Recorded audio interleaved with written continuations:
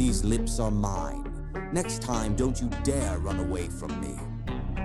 One night of fiery passion turned a medical student's life upside down. Hi, my beautiful family. Welcome back to Mr. Peter's Stories.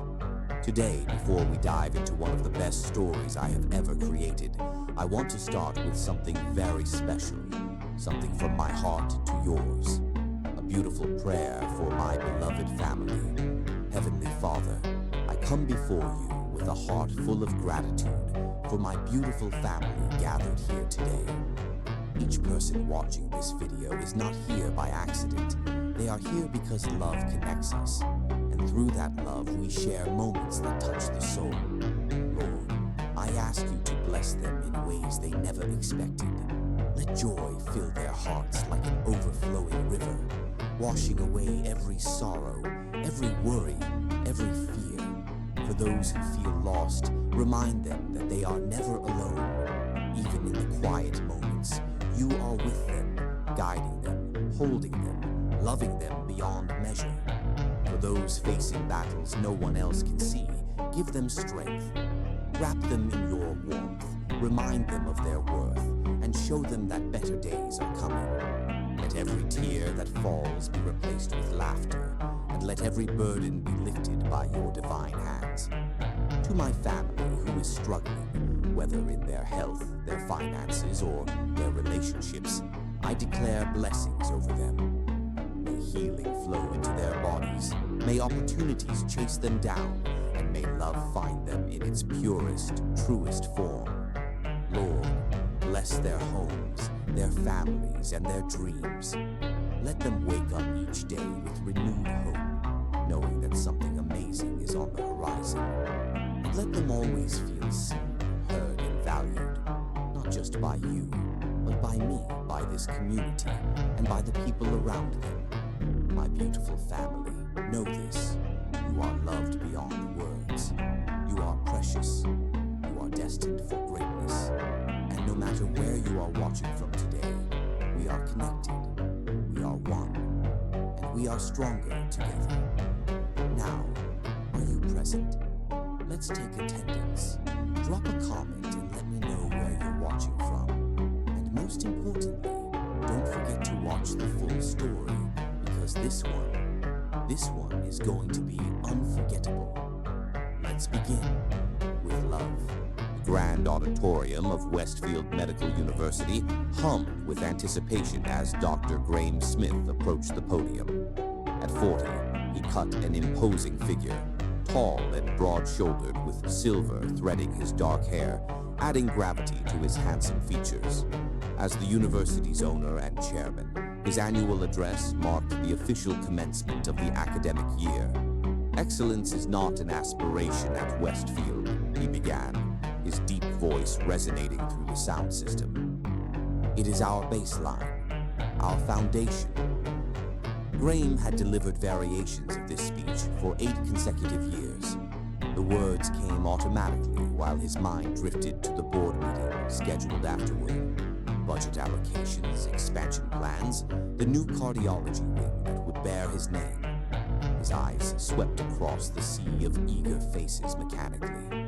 Then, midway through a sentence about the responsibility of healing, his gaze locked with hers. 3rd row, aisle seat. The young woman hadn't been looking at him initially.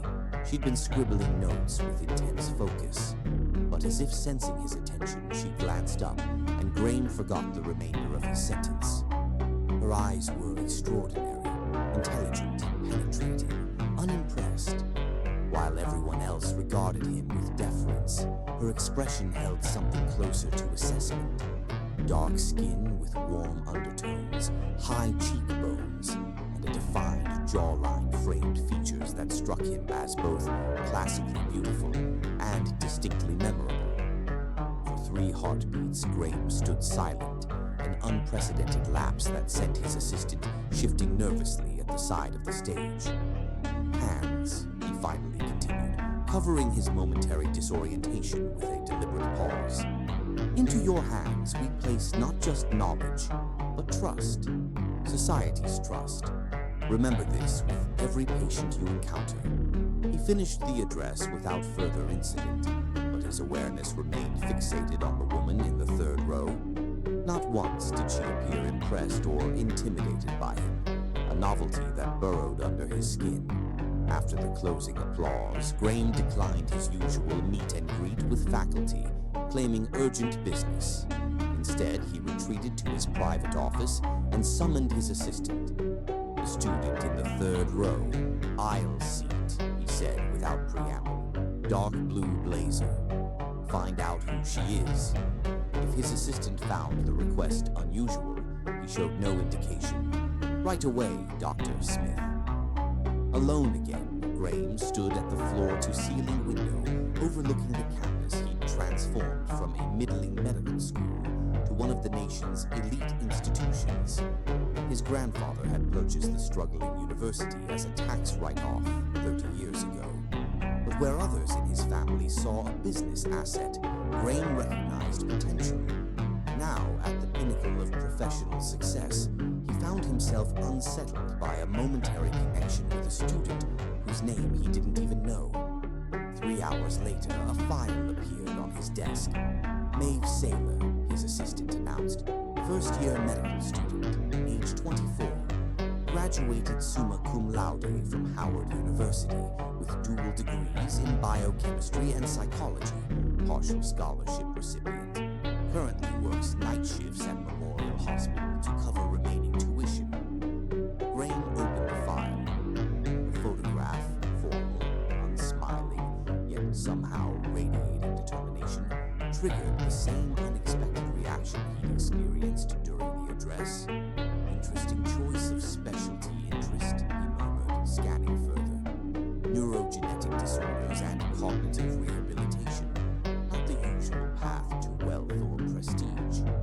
She included a personal statement about her grandmother's early onset dementia and the lack of treatment options in underserved communities, his assistant noted. The admissions committee mentioned it as particularly compelling.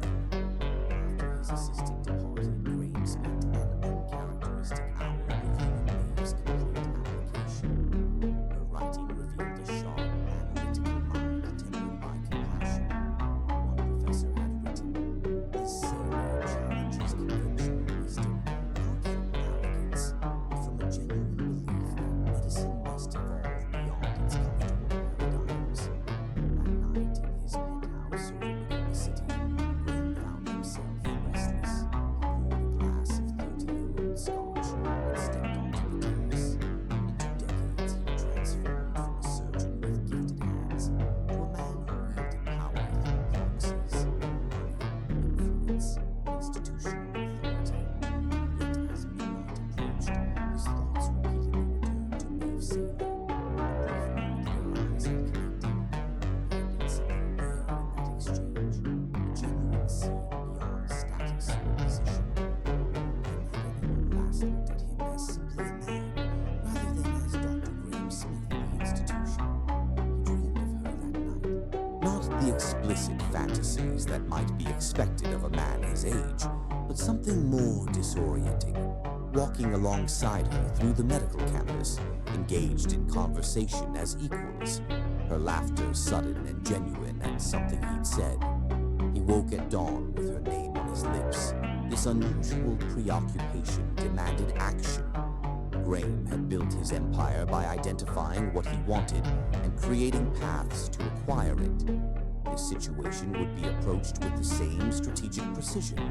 By afternoon, he'd rearranged his typically inviolable schedule to include a surprise visit to the first-year anatomy lab. His arrival caused a ripple of nervous energy among students and instructors alike, all except Maeve Saylor, who remained focused on her dissection, her movements deliberate and precise. "Dr. Smith," the laboratory instructor stammered, "we weren't expecting." "Just observing," Groom replied smoothly, moving through the room with practiced authority. "Please continue." He positioned himself near Maeve's station, observing her technique from a professional distance that nonetheless allowed him to notice details. The slight furrow of concentration between her brows, the economical grace of her hands. When the instructor called time, Maeve finally acknowledged his presence, meeting his gaze directly. "Dr. Smith," she said, neither flustered nor overly deferential. "Is there something specific you're evaluating in our technique?" The question, direct, professional, yet subtly challenging, caught him off guard. Students didn't typically address him without being spoken to first. "Miss Saylor," he replied, her name revealing his foreknowledge. A flicker of surprise crossed her features before she controlled it. "I'm always interested in observing our most promising students. Your approach to the brachial plexus dissection was unconventional, but effective. Traditional approaches often sacrifice visualization of the proximal attachments," she responded, removing her gloves with methodical precision. "I find starting medially provides better overall preservation." Her voice carried a musical quality despite its professional tone. Graham found himself wanting to prolong the interaction.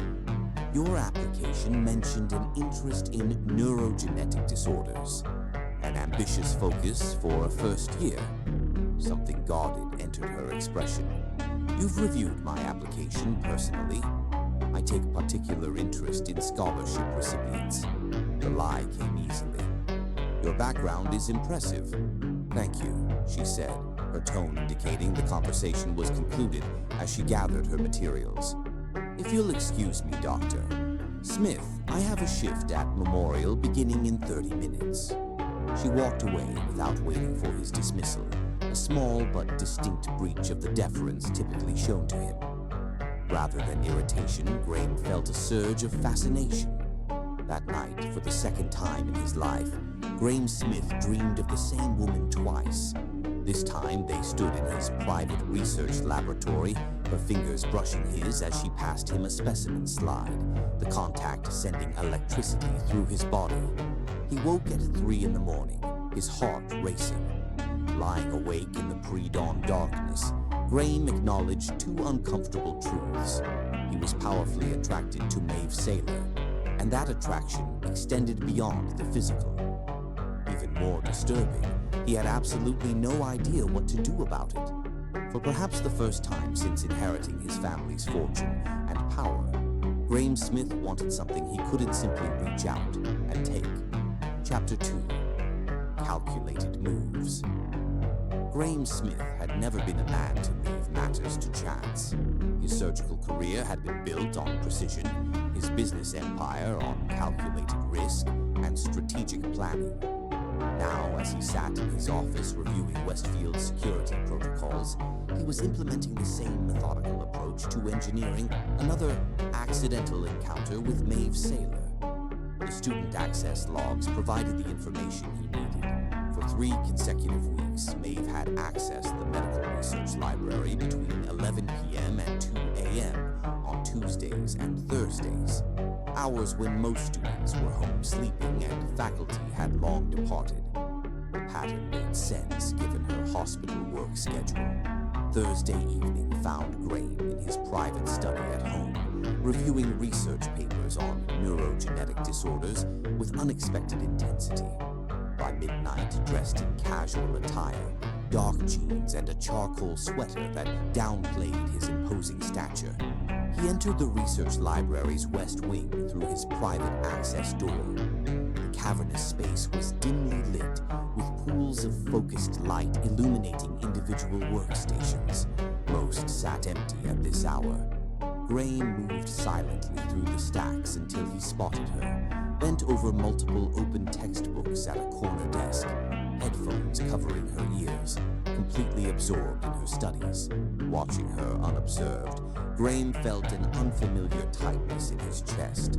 Maeve had exchanged her typical neat appearance for comfortable efficiency, hair wrapped in a colorful scarf, oversized sweater hanging off one shoulder, revealing the elegant curve of her neck. For nearly 15 minutes, he observed from the shadows, questioning his own unusual behavior. When had Graham Smith, who commanded boards of directors and medical conferences with unflinching authority, become reduced to lurking in libraries at midnight? The absurdity snapped him back to his purpose. He selected a research volume from a nearby shelf and approached her table directly, his footsteps finally alerting her to his presence. Maeve looked up, startled, removing her headphones with a quick motion. "Dr. Smith," she said, surprise evident in her voice. "I didn't expect anyone else here at this hour." "Ms. Saylor," he acknowledged with a nod. "I could say the same. The library officially closes at 11. I have special permission because of my work schedule." Her tone carried a subtle defensiveness. "The administration approved it." "As did I," Graham replied, gesturing to the chair across from her. "May I?" A flicker of hesitation crossed her features before she nodded, closing one of her books to make space. "I was just reviewing the Goldman paper on beta-amyloid aggregation patterns.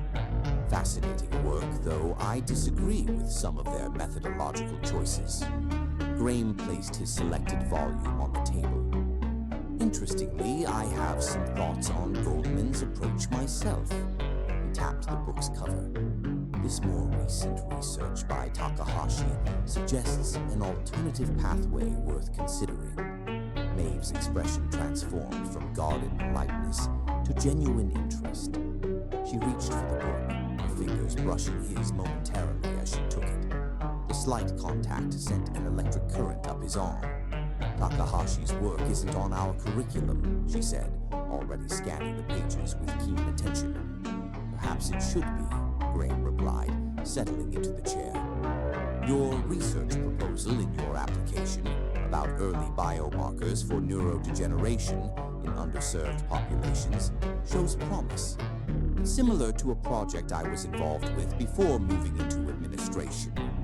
Maeve glanced up, suspicious again. "You remember specific details from my application?" Graham had prepared for this. "I review promising research proposals regularly. Yours stood out." He gestured toward her notes. "I'm curious how you'd address the challenge of limited genetic diversity in current studies." The calculated question worked perfectly. Maeve's professional passion overrode her wariness, and she launched into a thoughtful analysis that revealed both her exceptional understanding of the field and her personal connection to the work. "The research focuses overwhelmingly on genetic markers common in European populations," she explained, leaning forward unconsciously. "When diagnostics and treatments are developed from that limited dataset, we see predictable disparities in efficacy across different genetic backgrounds." "A significant oversight," Graham agreed, matching her intensity, "though pharmaceutical companies have little financial incentive to address it." "Which is exactly why academic research should lead the way," Maeve countered. "Medicine's purpose isn't profit maximization, it's healing. If we allow market forces to dictate research priorities, we're abdicating our fundamental responsibility." The challenge in her tone, delivering what amounted to a critique of his own business model directly to his face, would have irritated Graham from anyone else. For Maeve, it was exhilarating. When was the last time anyone had spoken to him with such unvarnished honesty? "A compelling argument," he conceded, studying her animated features. "Though perhaps idealistic in execution." "Idealism with strategic implementation isn't naivety, Dr. Smith. It's vision." Maeve's eyes held his without wavering. "Something I thought Westfield claimed to value." Hours passed unnoticed. When Maeve glanced at her watch and gasped, Graham was startled to see it was nearly 4 in the morning. "I have an 8 a.m. class," she said, hurriedly gathering her materials. "I hadn't realized." "I've kept you far too long," Graham said, standing to help collect her scattered notes. As he handed her a page of handwritten observations, their fingers connected again. This time, neither pulled away immediately, contact lingering for 3 heartbeats. "Your insights are remarkable," he said, his voice rougher than intended, "particularly for a first-year student." Something in his tone made her step back, the professional mask returning. "I should go." "Before you do." Graham reached into his pocket and withdrew a small access card. This grants entry to the private research collections on the 6th floor, materials that would be relevant to your interests. Maeve stared at the offered card without taking it. Those collections are restricted to faculty and visiting researchers. I'm making an exception. When she still hesitated, he added, "Your work merits access to proper resources, Ms. Saylor. This isn't special treatment. It's appropriate allocation based on demonstrated potential." After a moment of visible internal conflict, Maeve accepted the card, careful to avoid touching his hand. "Thank you, Dr. Smith. I'll use it responsibly." As she turned to leave, Groom called after her. "I have some research notes on neuroplasticity in degenerative conditions that might interest you. If you'd like to continue our discussion, perhaps next Tuesday, same time." Maeve paused at the doorway, turning back with an expression he couldn't quite interpret. "I'll consider it," she said finally, neither accepting nor rejecting outright. Tuesday arrived with excruciating slowness. Groom rescheduled a board dinner without explanation, something he had never done before. By 11:30, he was already positioned in the research library with relevant medical journals strategically arranged, fighting the absurd nervousness of a much younger man. At precisely midnight, Maeve appeared, her expression giving nothing away as she spotted him at the same table. She hesitated only briefly before approaching, placing her materials opposite his.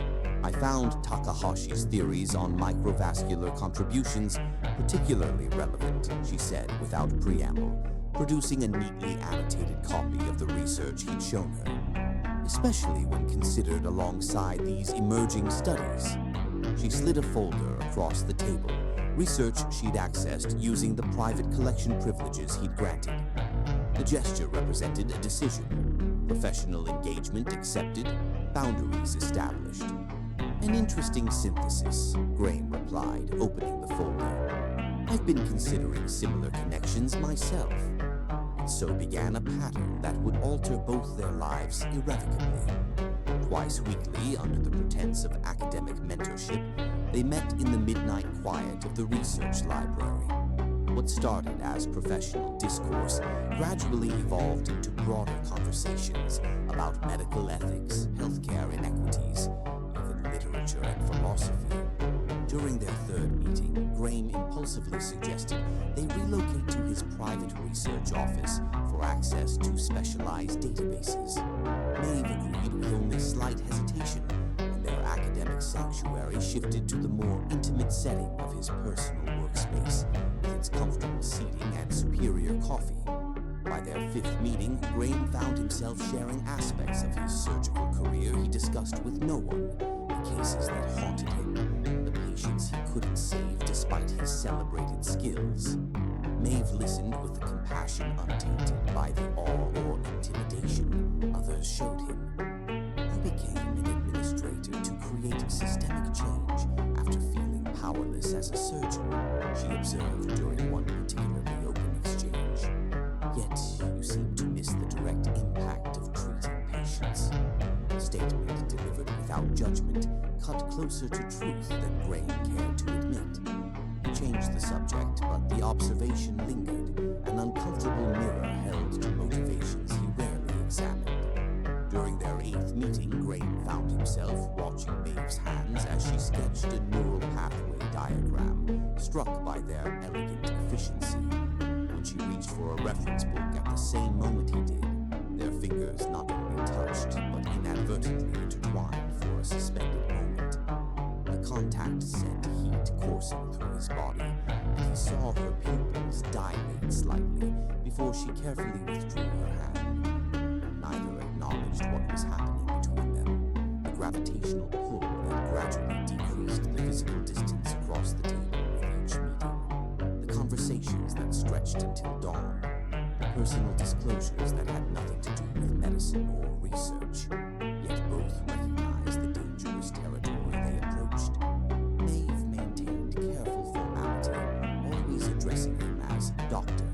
Smith, despite his repeated invitation to use his first name. Groom justified their interaction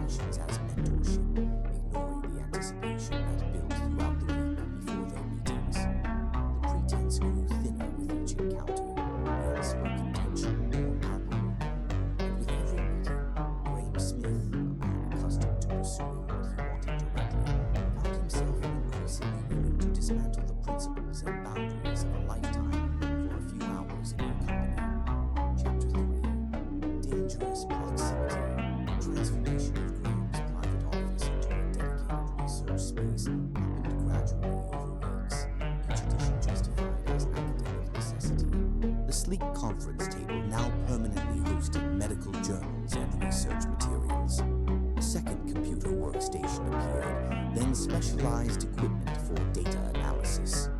The liquor cabinet was discreetly replaced with a premium coffee station and healthy snacks that he'd noticed Maeve preferred. If his assistant found these changes unusual, he was too professionally discreet to comment. The midnight meetings, however, had not gone entirely unnoticed.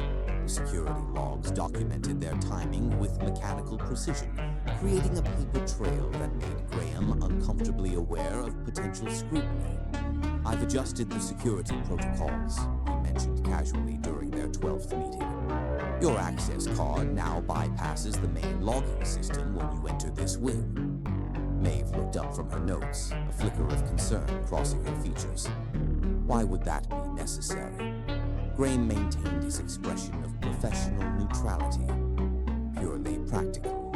Your unusual hours were triggering automated security alerts. The partial truth hung between them.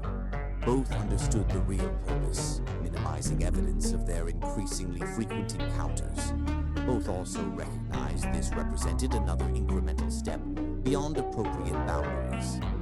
"I see," Maeve said after a moment, returning to her notes without further comment. Their research project had evolved from theoretical discussion to formal collaboration, an investigation into neurogenetic markers across diverse populations.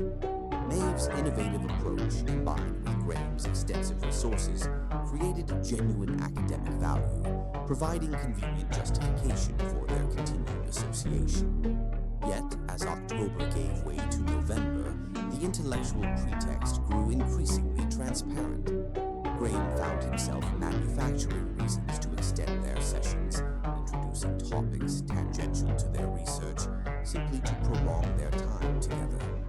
More telling, Maeve no longer left promptly when their work concluded, instead lingering over discussions that wandered far from medicine. On a Tuesday night in mid-November, their regular meeting coincided with the first major storm of the season.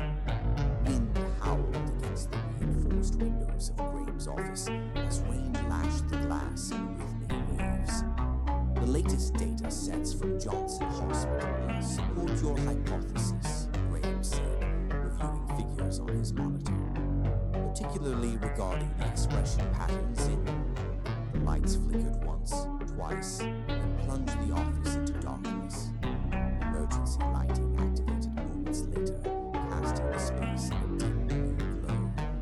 "Backup generators should restore power shortly," Graham said, rising from his chair. "Though the main systems may remain offline during the storm." He moved to a cabinet and retrieved several candles, an elegant contingency for power failures that predated the building's modern infrastructure.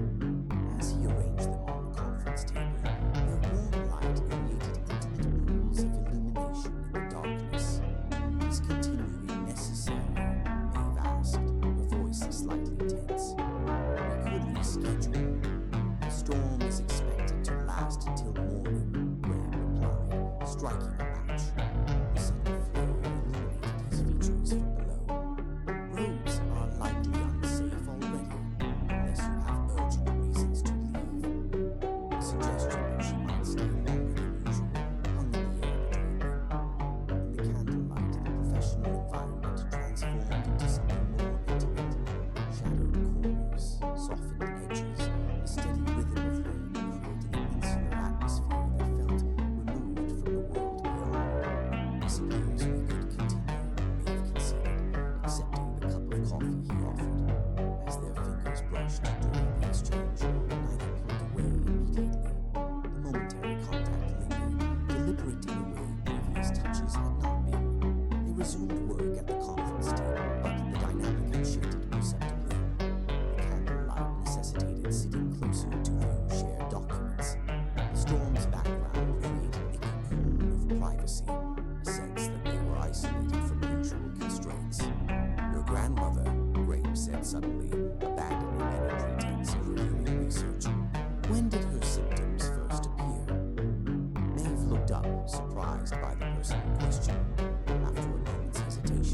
set aside her notes.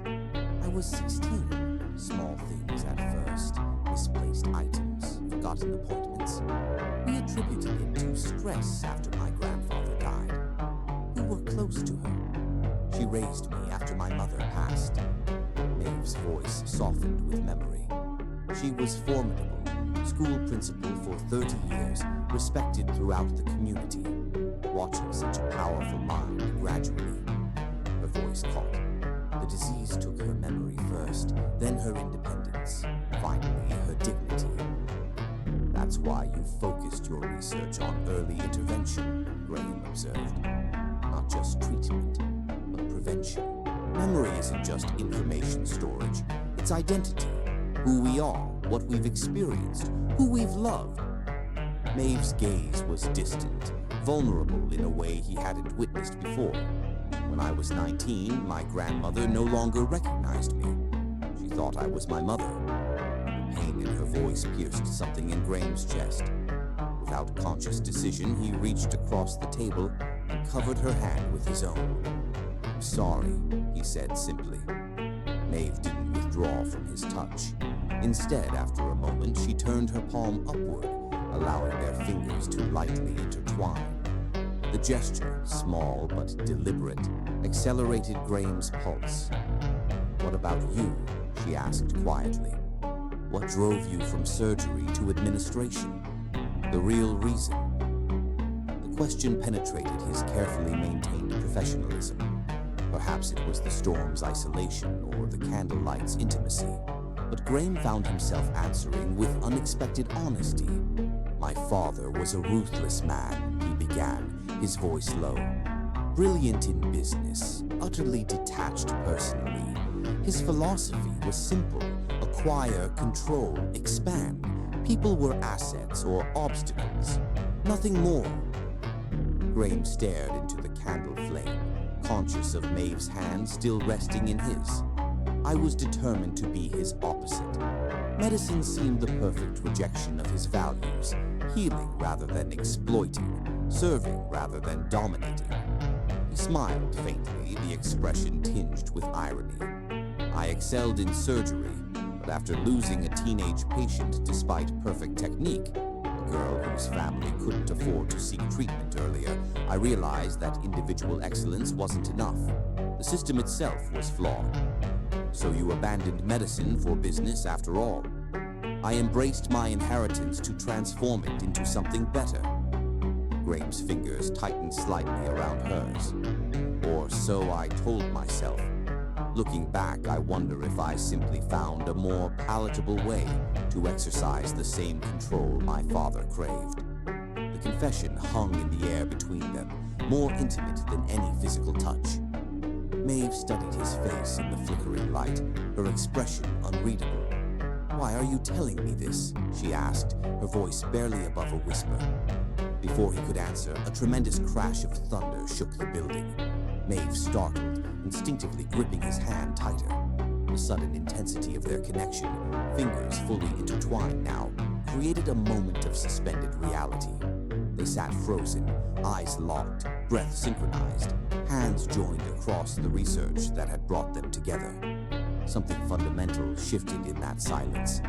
The pretense of academic collaboration, already tissue-thin, dissolved completely. "Maeve," Graham said, using her first name for the first time. The sound of it in his voice seemed to create a current between them. She started to withdraw her hand, but he held it gently. "Don't," he said softly. "Please." "This is a mistake," she whispered, but didn't pull away. "Probably," he agreed, his thumb tracing a slow circle on her palm. "But it doesn't feel like one." The candlelight cast gold across her features as she struggled visibly with conflicting emotions. Professional ambition, ethical boundaries, and personal desire waged war in her expression. "I should leave," she said, though she made no move to do so. "The storm," he began, "isn't the real danger here?" Maeve finally reclaimed her hand, though the reluctance in the movement was palpable. "We both know what's happening, Doctor Smith, and we both know it can't." The return to his formal title was deliberate, an attempt to re-establish distance. Grain felt the loss of her touch like physical pain. "Call me Grain," he said, his voice rough with emotion. "At least when we're alone." "That's precisely my point. We shouldn't be alone." Maeve stood, gathering her materials with hands that weren't entirely steady. "This research collaboration has been enlightening, but I think it's best if we conclude it." Panic surged through Grain, a foreign emotion for a man accustomed to complete control. "The work isn't finished. Your insights are invaluable to what?" Maeve's eyes held his, challenging him to voice the truth. "To the research, or to you?" The directness of the question demanded equal honesty. "Both," he admitted, "but increasingly the latter." She closed her eyes briefly, his confession visibly affecting her. "That's why I need to leave, because I'm finding it difficult to separate the two as well." The acknowledgement that her feelings mirrored his own, however reluctantly, sent a surge of hope through him. Grain stood, moving around the table to face her directly. The height difference between them meant she had to tilt her head back to maintain eye contact, creating an intimacy that was almost unbearable. "Perhaps we shouldn't try to separate them," he suggested, his voice low. "Perhaps there's a path forward that honors both." "There isn't," Maeve replied, though she made no move to increase the distance between them. "You know the realities as well as I do.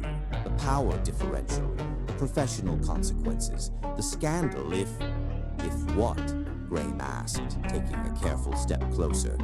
He was near enough now to detect the subtle scent of her perfume, something with notes of vanilla and amber. "If we acknowledge what's happening between us." "Nothing is happening," she insisted, contradicting her words by swaying slightly toward him. "Nothing can happen." Another crash of thunder rattled the windows. In the momentary blue-white illumination of lightning, Graham saw the conflict in her eyes, desire warring with resolution. "Tell me you don't feel this," he said quietly, "and I'll never mention it again.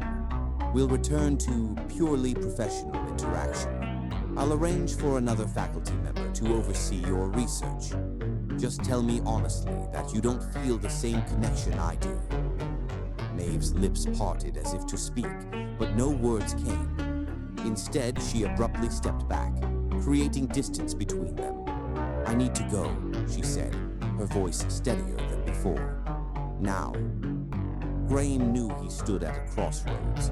He could respect her boundaries, or he could pursue what he wanted with the same determination that had built his empire. The latter had always been his instinct. "At least let me drive you home," he offered, a compromise between the two paths. "The storm, I'll call a car service." Maeve shouldered her bag, moving toward the door with purpose. At the threshold, she paused, looking back at him. "Thank you for your mentorship, Dr. Smith. It's been educational." The formality cut deeper than outright rejection might have. Graham watched her walk away, fighting the impulse to follow.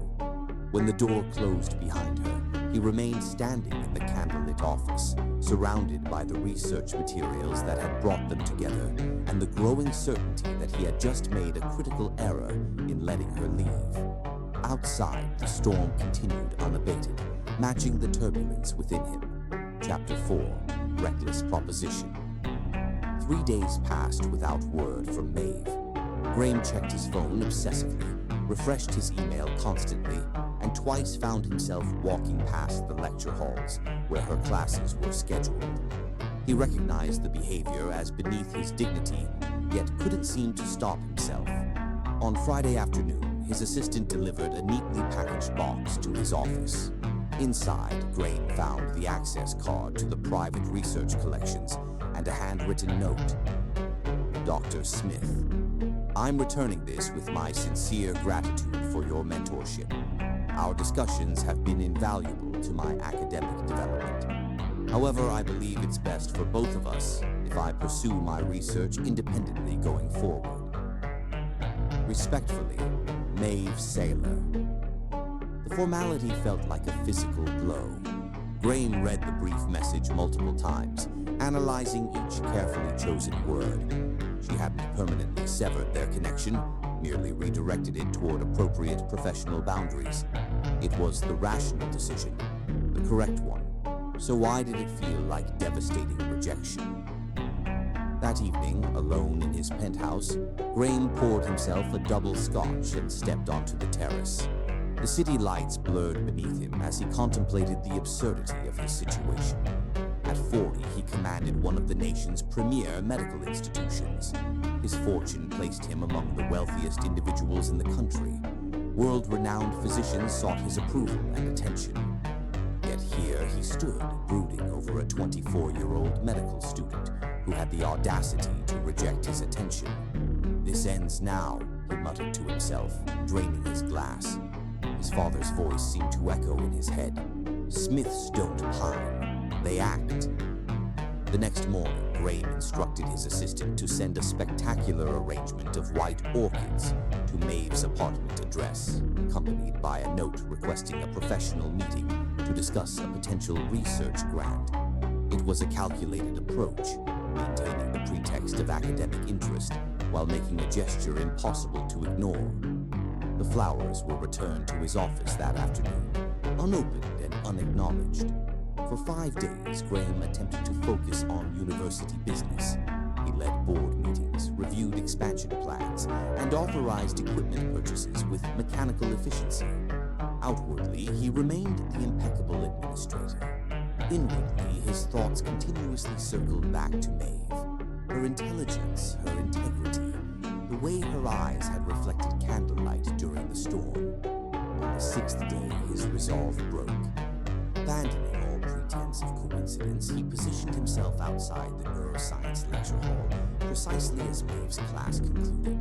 Students streamed into the hallway, their animated conversations falling silent at the unexpected sight of the university's owner waiting in the corridor.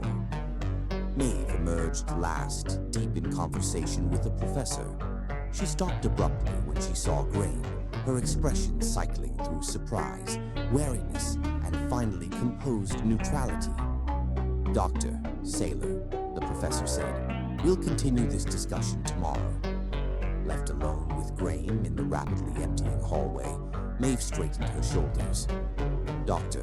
Smith, this is unexpected. You've been avoiding me," he said without preamble. "I've been focusing on my studies," she countered, "as is appropriate. We have unfinished business, our research collaboration. I believe my note made my position clear." Maeve glanced around, conscious of the public setting. "If you'll excuse me, I have clinical rounds in 20 minutes. As she moved to pass him, Graham stepped into her path. "Have dinner with me tonight." Maeve's eyes widened slightly. "That would be inappropriate." "A professional dinner," he clarified smoothly, "to discuss your research funding. My foundation could provide significant resources for your work." Her expression hardened. "Using your financial influence to manipulate this situation is beneath you." "Is it?" Something reckless took hold of Graham, fueled by frustration and desire. "What if I told you I'd endow a permanent research position specifically for your work? Complete academic freedom, secure funding, publications under your name alone." Maeve's voice dropped to an outraged whisper. "Are you attempting to bribe me?" "I'm offering to support exceptional research," Graham replied, though they both recognized the pretext for what it was. "Unless you believe your principles are worth more than potentially helping thousands of patients with early onset neurodegeneration." The ethical trap made her pause. Graham pressed his advantage, stepping closer. "One dinner, purely professional. What harm could possibly come from that?" After a visible internal struggle, Maeve nodded curtly. "Fine. One dinner in a public restaurant to discuss research funding only. Text me the details." She stepped around him and walked away, her posture rigid with tension. Graham watched her retreating figure with a mixture of triumph and uneasiness. He had secured what he wanted through tactics he would have despised in anyone else. That evening, Graham reserved a private dining room at Aurelia, an exclusive restaurant with a 3-month waiting list. He arrived early, selecting the wines personally and ensuring every detail was perfect. When Maeve entered, wearing a simple but elegant navy dress that accentuated her figure, Graham felt his carefully prepared opening remarks evaporate from his mind. "I specified a public restaurant," she said, eyeing the private dining room with disapproval. "The main dining room is quite public," Graham replied, gesturing toward the glass wall that separated them from other diners while providing acoustic privacy. "I merely arranged for us to speak without shouting over ambient noise." Maeve took the seat a waiter held for her, maintaining a carefully neutral expression. "You mentioned funding opportunities. At least allow me to order before diving into business," Graham said, signaling for the sommelier. "The chef here prepares an exceptional sea base." The meal proceeded with excruciating formality. Graham found himself uncharacteristically talkative, filling silences with commentary about the restaurant's architecture, the wine's provenance, anything to keep her at the table. Maeve responded with polite disinterest, repeatedly steering the conversation toward research funding with pointed determination. By the time dessert arrived, a delicate chocolate soufflé that Maeve barely touched, Graham's frustration had reached its limit. "Enough," he said, setting down his fork with more force than intended. "This charade isn't working for either of us." Maeve looked up sharply. "I'm sorry. You know exactly what I mean." Graham leaned forward, abandoning pretense. "There's something happening between us, something significant. Denying it doesn't make it disappear." "There's nothing happening that can't be controlled," Maeve replied, though a slight flush contradicted her composure. "Attraction is irrelevant when acting on it would be inappropriate and potentially destructive." "Destructive to what?" Graham challenged. "Your career." "I could ensure that." "That's precisely the problem." Maeve's eyes flashed with sudden anger. "You could ensure anything. That's the fundamental power imbalance that makes this conversation inappropriate. You own the university where I study. You influence the board that determines my academic standing. Your family name is on the building where I hope to complete my residency." Her assessment was coldly accurate. Graham felt something twist in his chest. "What if I could eliminate those concerns?" he asked, his voice dropping to a near whisper. "You can't, but if I could." Graham reached across the table, stopping just short of touching her hand. "If there were no professional entanglements between us, would you allow yourself to explore what we both feel?" Maeve's silence was answer enough. Her eyes held his, unguarded for a brief moment that revealed everything she'd been carefully concealing. Something shifted within Graham, a calculation, a decision. He straightened in his chair, suddenly focused with the same intensity he'd once brought to complex surgeries. "I have a proposition," he said quietly. Wariness returned to Maeve's expression. "I'm not interested in... Hear me out, please." For the first time since she'd known him, Graham's voice carried a note of genuine vulnerability. "One night. That's all I'm asking for. One night without restrictions or pretense or professional boundaries." Maeve's face registered shock, quickly masked by outrage. "Are you seriously proposing?" "In exchange," Graham continued, his words precisely chosen, "I'll establish a full scholarship in your name, not just for you, for 5 students each year from underrepresented communities pursuing neuroscience.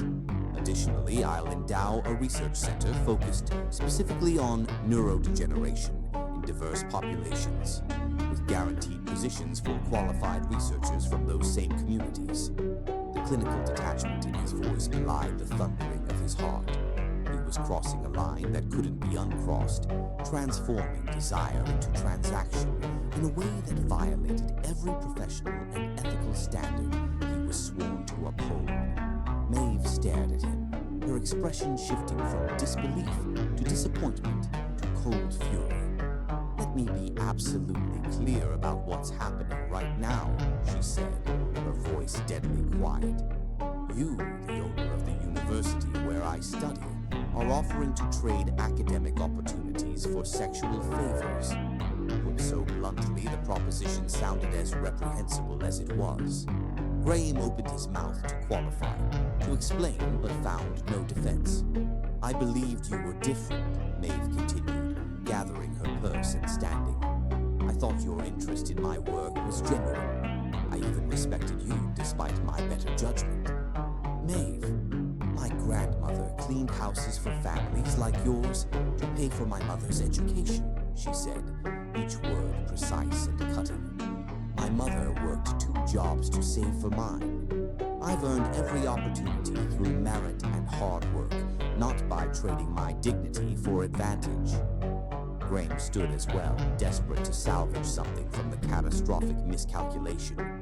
"That's not what isn't it?" Maeve's eyes burned with contempt. "You've revealed exactly who you are, Doctor Smith. A man so accustomed to purchasing what he wants that he can't recognize some things aren't for sale." She turned to leave, then paused, delivering a final, devastating assessment. "The saddest part is that I actually felt something for you. Something real. But you couldn't trust that enough to let it develop naturally. You had to try to buy it, control it, own it, just like your father taught you."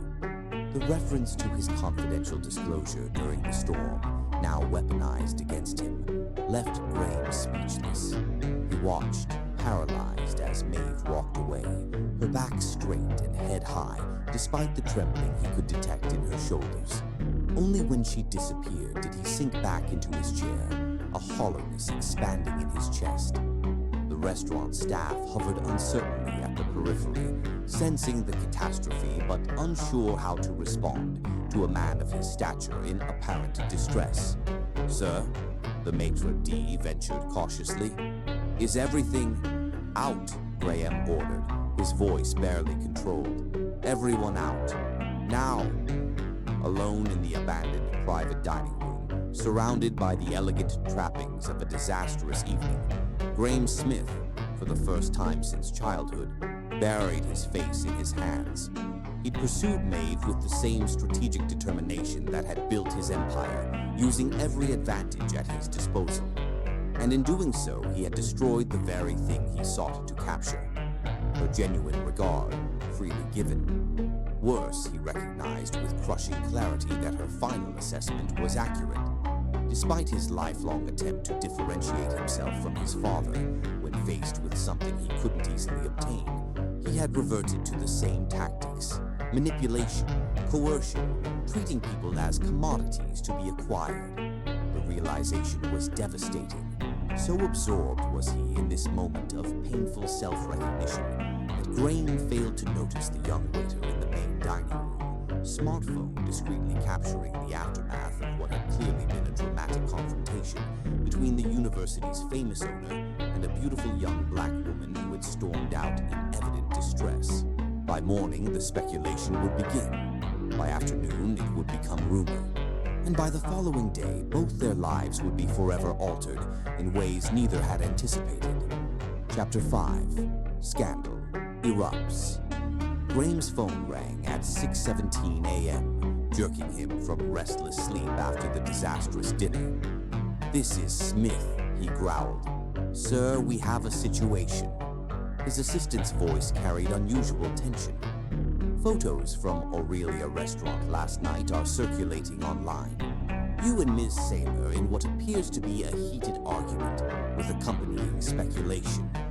"Speculation," Graham repeated flatly. "Be specific." Prevalent rumor suggests an inappropriate relationship that she ended publicly. Graham closed his eyes, calculating rapidly. Who's seen this? Campus social media, several faculty members by morning. The board chairman has called an emergency meeting for noon. By 9, Graham had reviewed the materials, innocuous photos transformed by damaging narrative. Most concerning was a purported inside source, claiming their argument resulted from Graham ending a months-long affair. This fabrication damaged Maeve's reputation while casting him as a predator. His instinct was to call her immediately. But after last night, why would she trust any strategy he proposed? At 11:30, his assistant met him at the administrative building with more updates. The board is already assembled, all 13 members. And Miss Saylor, she's been asked to meet with the Dean of Students at 2 p.m. Graham stopped abruptly. On whose authority? The Ethics Committee initiated standard protocol for potential misconduct cases. Cancel it immediately. Miss Saylor is not to be subjected to interrogation over baseless rumors. In the boardroom, 13 distinguished faces turned toward him, with expressions ranging from concern to judgment. Gentlemen, ladies, Graham acknowledged. I understand there's been some unfortunate speculation. Dr. Edwin Hargrove, the chairman, leaned forward. What we have is potential evidence of gross misconduct by the university's most visible representative. What we have are photographs of a professional dinner with misleading commentary. A private dinner with a first-year student in a restaurant requiring reservations months in advance. Miss Saylor and I have been collaborating on research, Graham replied smoothly. The dinner was to discuss funding options through my family's foundation. Research collaboration, Dr. Hargrove repeated skeptically. Conducted during midnight meetings in your private office, according to security logs. Graham maintained composure through practiced discipline, explaining that their meetings accommodated her hospital work schedule. A female board member spoke. The university's reputation requires more than your personal assurance. The appearance of impropriety can be as damaging as impropriety itself. Dr. Hargrove slid a document across the table, a statement announcing Graham's temporary leave pending investigation, effective immediately. This is premature, Graham said calmly, and potentially damaging to both the university and Miss Saylor. More damaging than photographs of our university owner in a romantic entanglement with a student, Dr. Hargrove challenged. Graham recognized fighting would only entrench their position. Strategic retreat was his only viable option. I understand your concerns. However, I have one non-negotiable condition. Ms. Saylor must be completely protected from any suggestion of impropriety.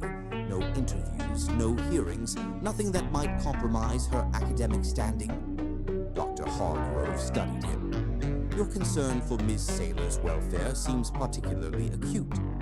My concern is for justice and the university's ethical obligations to protect students from unfair scrutiny.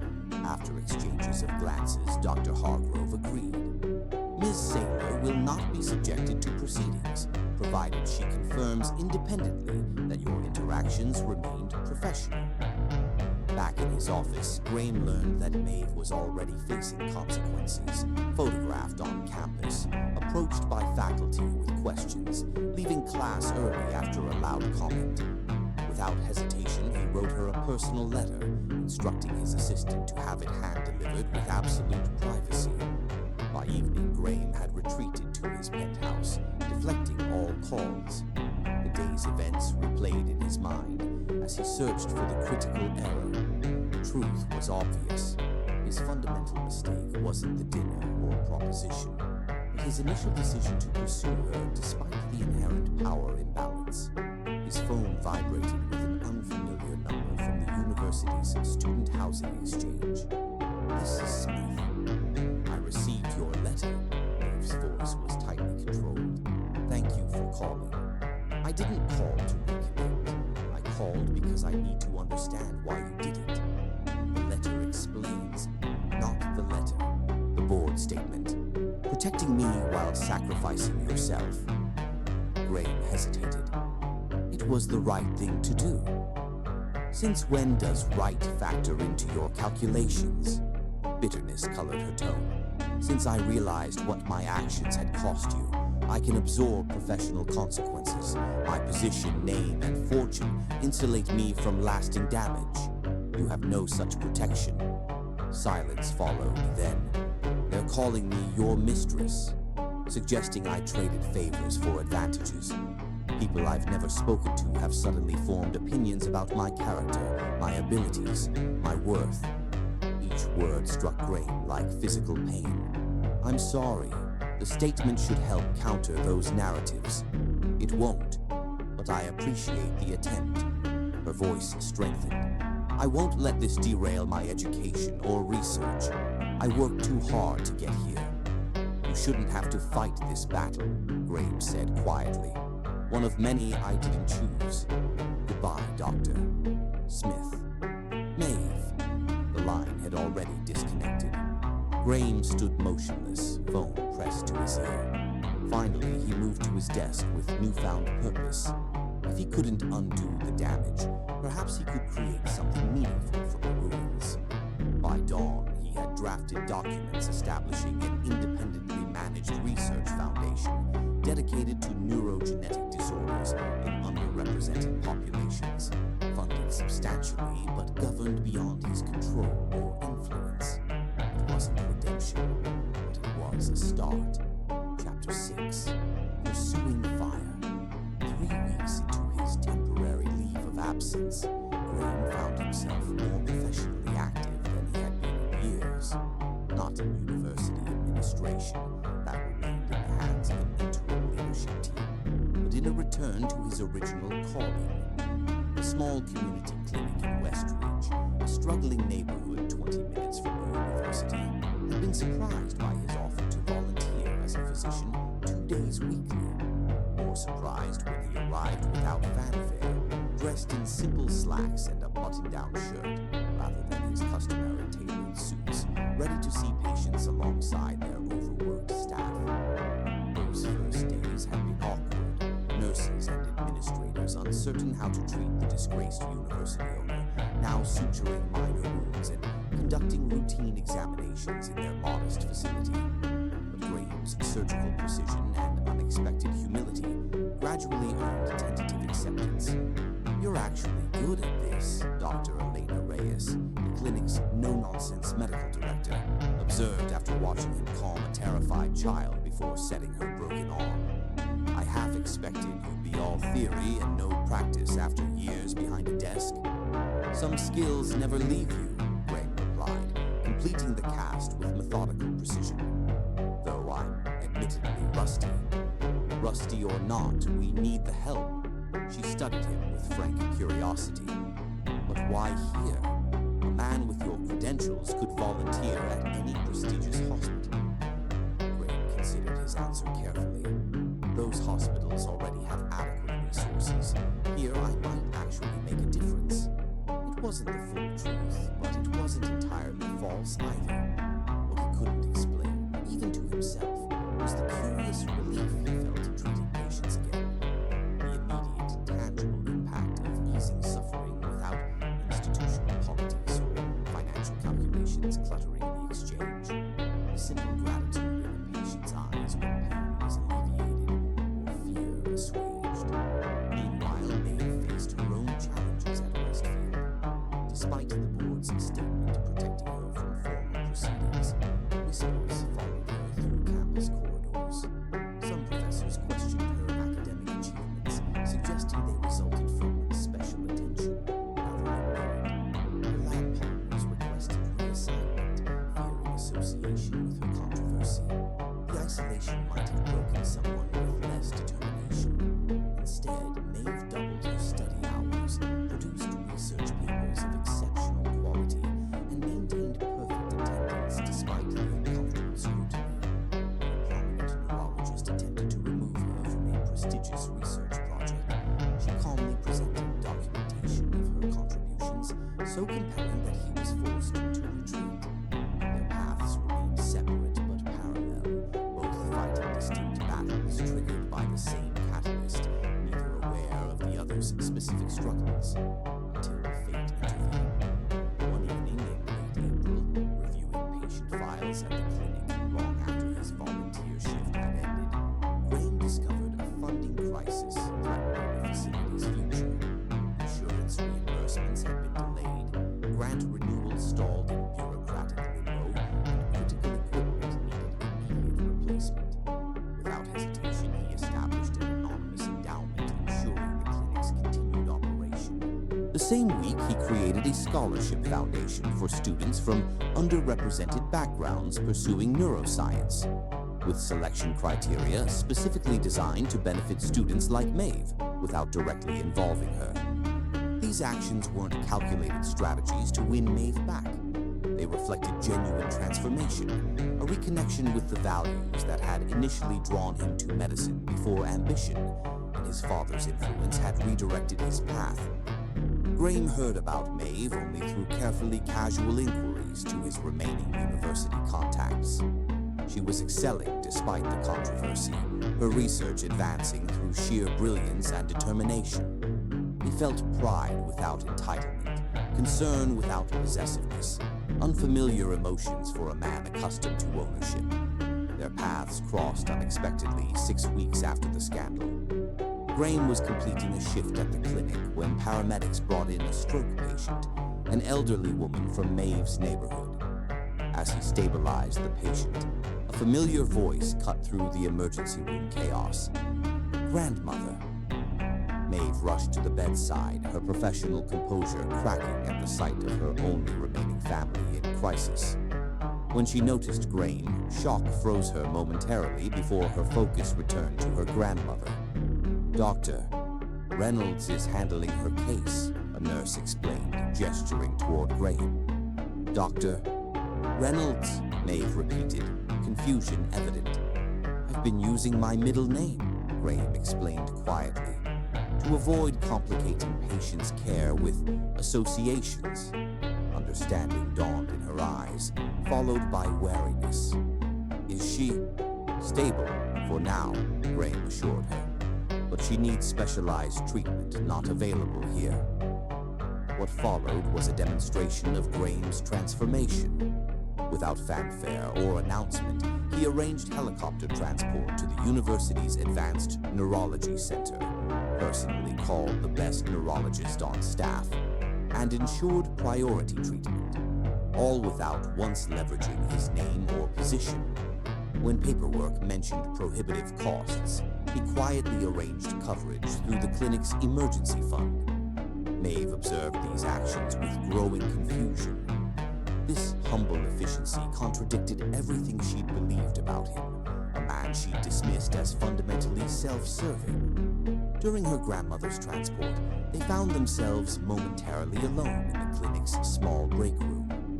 "Thank you," Maeve said simply, "for my grandmother." Groom nodded, maintaining professional distance. It's what any physician would do. But not what any disgraced university administrator would do, she noted, studying him with new consideration. "You've been working here regularly, twice weekly since the leave began. Why?" The question contained layers. Why here in this struggling neighborhood? Why return to clinical practice? Why abandon the power and prestige he'd built his life around? "Because I needed to remember why I became a doctor," Groom answered honestly. "Before everything else complicated that purpose." Something shifted in Maeve's expression. Not forgiveness, but perhaps the beginning of reassessment. Before she could respond, a nurse called her to the transport bay where her grandmother waited. "I have to go," she said, moving toward the door. At the threshold, she paused. "This work suits you better than boardrooms." The observation, delivered without anger or flattery, affected Groom more profoundly than any formal recognition he'd received throughout his career. It acknowledged something genuine in him, a quality he'd nearly forgotten existed. Over the following weeks, Groom expanded his clinic hours while maintaining deliberate distance from the university. His attorney handled communications with the board, who were gradually realizing the institution's financial stability depended on his eventual return. Graham found himself increasingly disinterested in resuming his administrative role.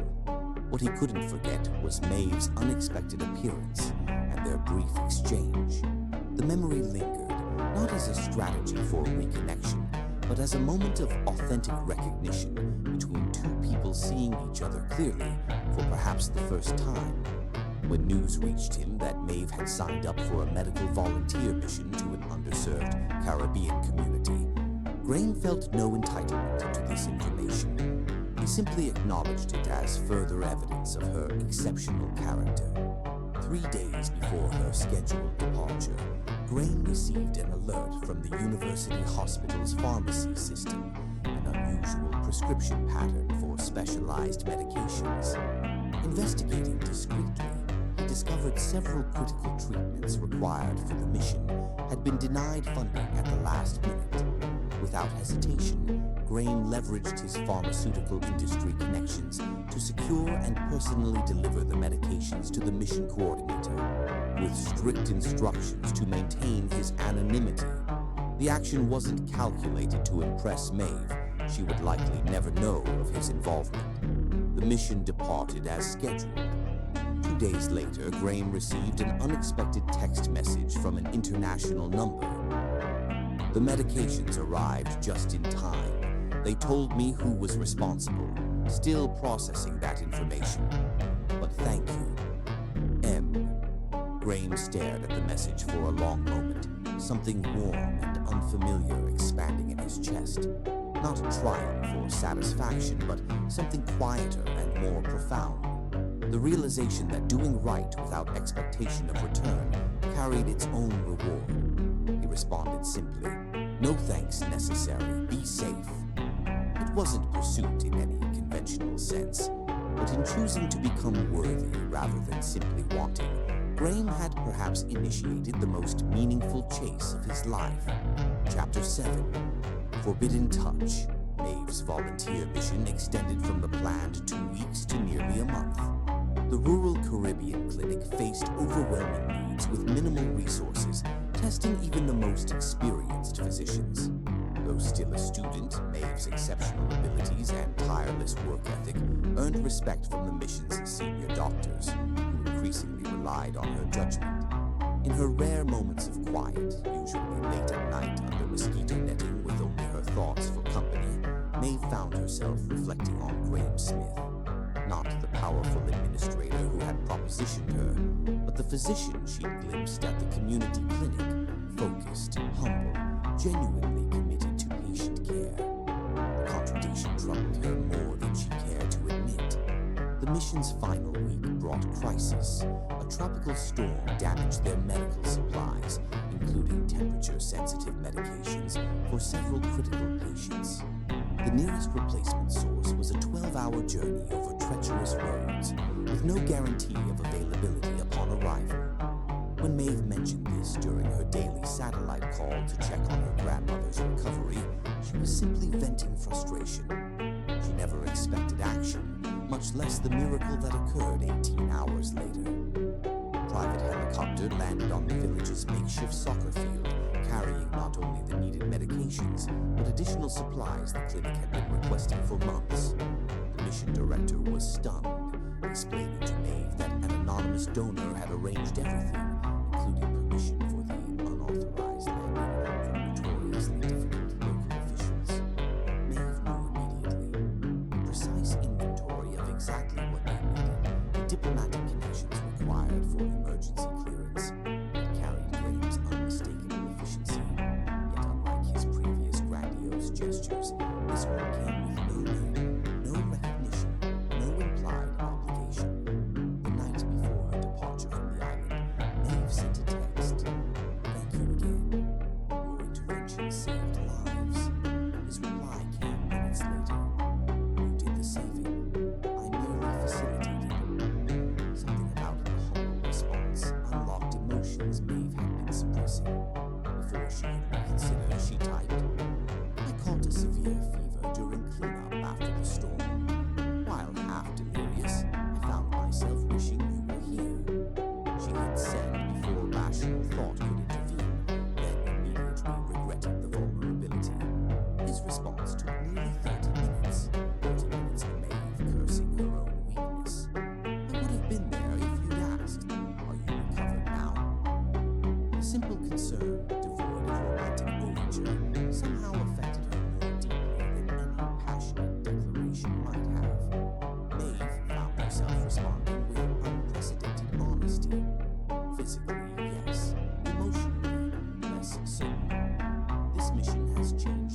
perspective on many things, including me, came his immediate reply.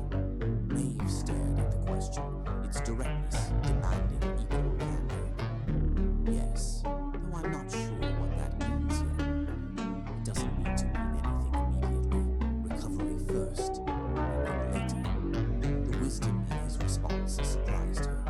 Patience from a man previously defined by immediate pursuit. Maeve fell asleep with her phone beside her pillow, confused but no longer angry.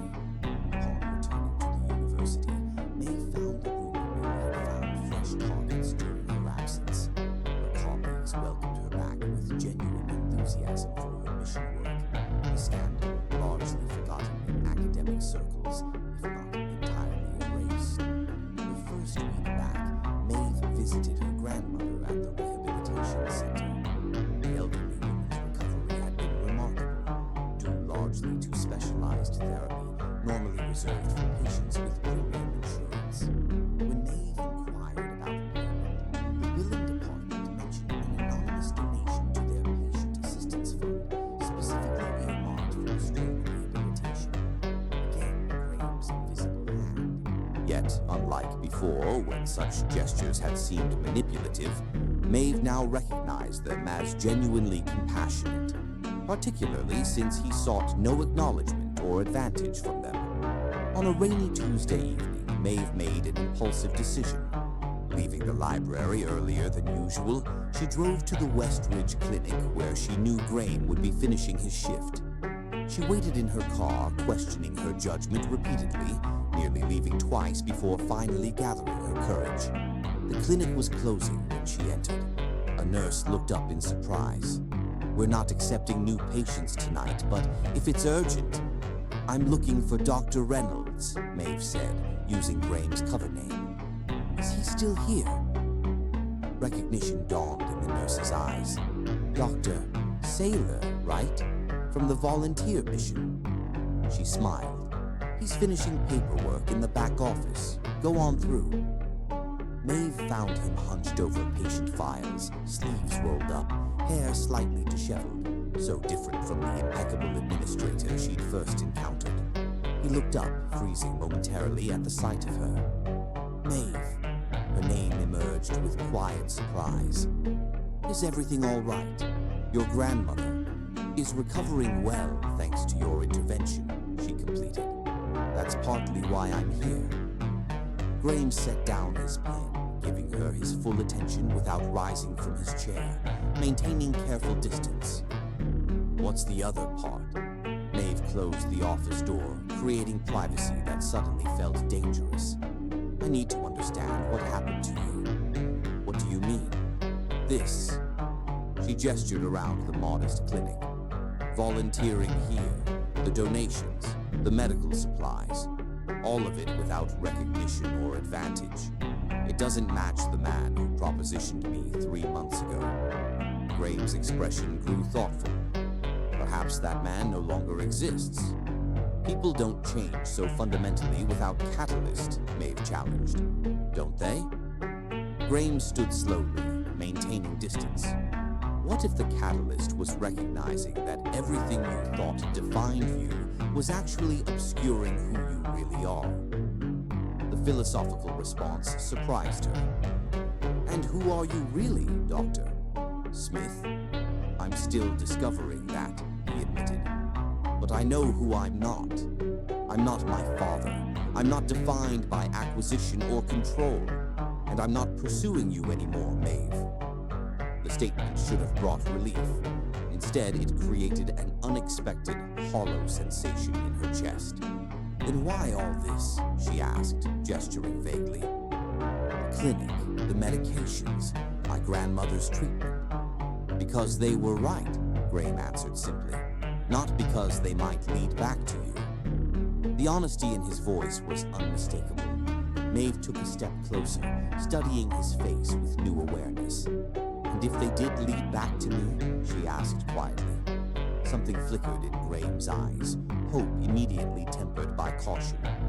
"That would depend entirely on what you wanted." "What if I don't know what I want?" Maeve admitted, her voice barely audible. Graham smiled slightly. Then perhaps we finally found common ground.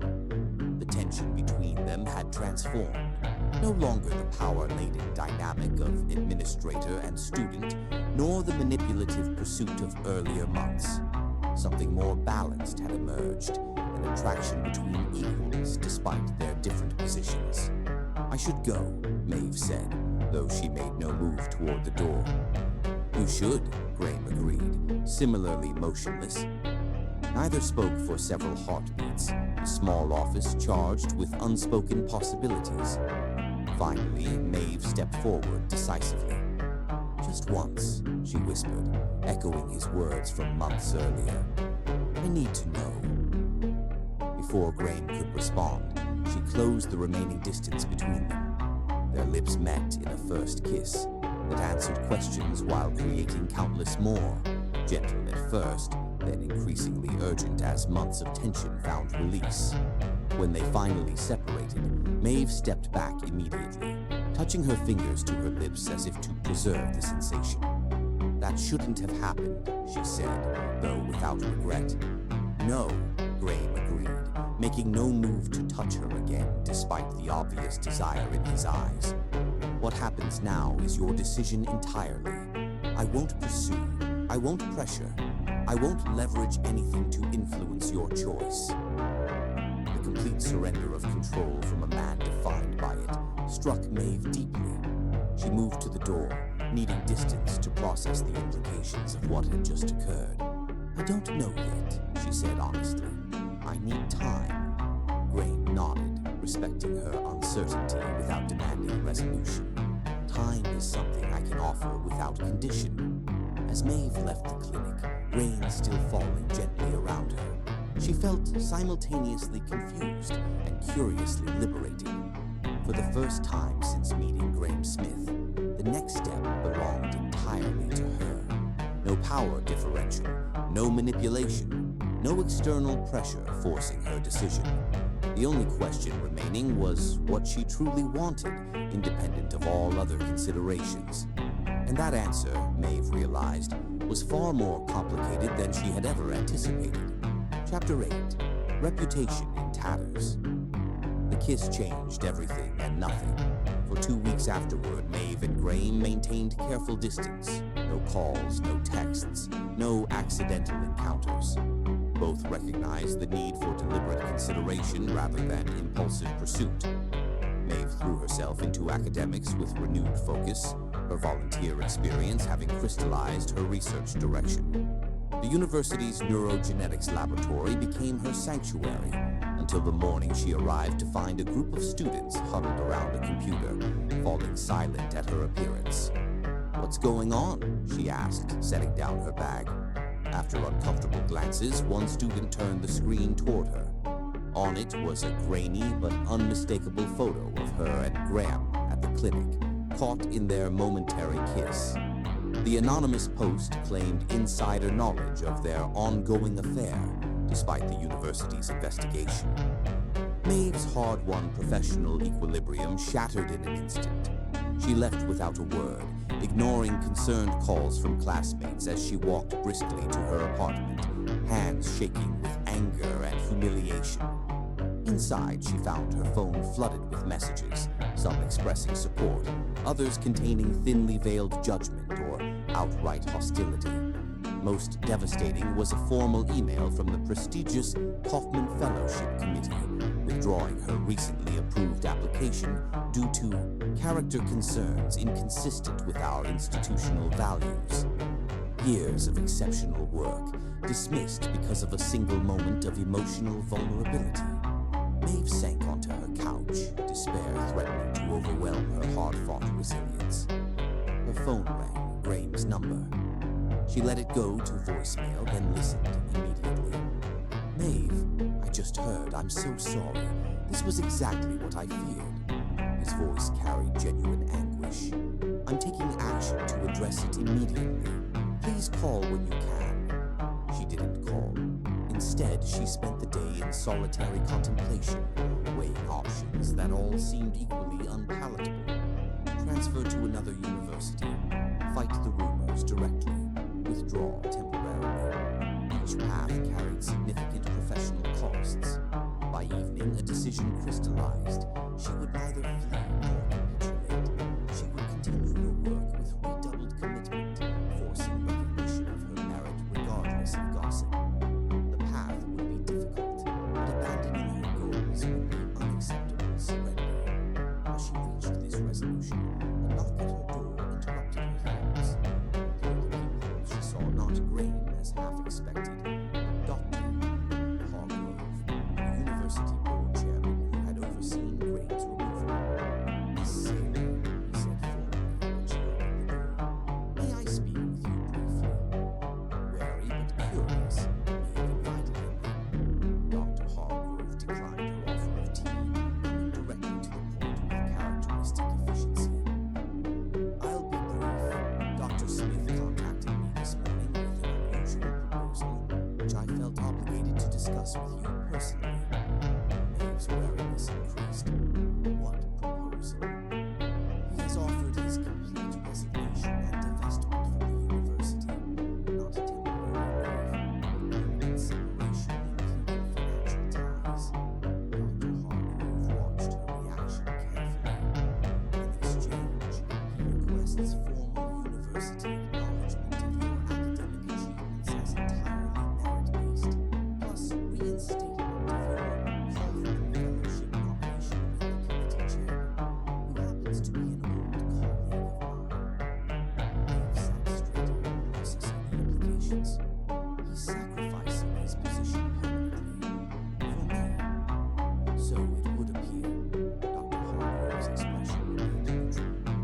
I find it unexpected, given his historical prioritization of institutional control.